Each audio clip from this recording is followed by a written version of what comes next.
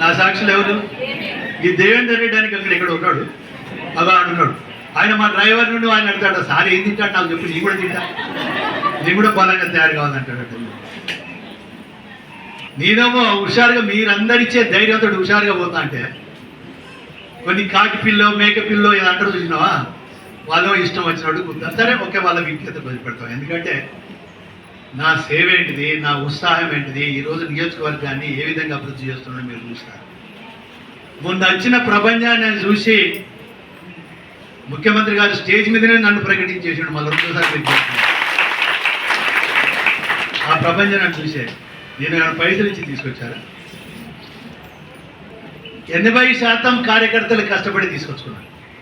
ఓ 20% మా ట్రాన్స్పోర్ట్ అది శాతం కాదంటే 20% నేను ఇచ్చిన.